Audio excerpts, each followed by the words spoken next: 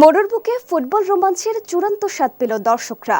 Real Madrid ও বার্সেলোনার চিরাচরিত দ্বৈরথ, প্রথমার্ধের ইনজুরির সময়ে ৫ মিনিটে ৩ গোল আর টান টান উত্তেজনা, সব মিলিয়ে জেদ্দার রাতটি ছিল এক স্মরণীয় ফুটবল ম্যাচের। অবশ্য শেষ হাসি হাসল হান্সি ফ্লিকের বার্সেলোনা। রোববার দিনগত রাতে জেদ্দার কিং আবদুল্লাহ স্পোর্টস সিটি স্টেডিয়ামে স্পেনিশ সুপার কাপে রিয়াল মাদ্রিদকে ৩-২ গোলে হারিয়ে রেকর্ড ১৬ বারের মতো সুপার কাপের ট্রফি ঘরে তুলল বার্সেলোনা। এই জয়ে গত অক্টোবরে লিগ ম্যাচে রিয়ালের কাছে হারের প্রতিশোধ নিয়ে নিল বার্সেলোনা।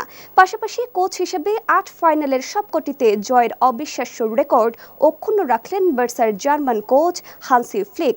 সেমিফাইনালের পর ফাইনালেও জোড়া গোল করে বার্সার শিরোপা জয়ের বড় নায়ক রাফিনিয়া। অন্যদিকে রিয়াল মাদ্রিদের জন্য এটি ছিল মৌসুমের পঞ্চম হার।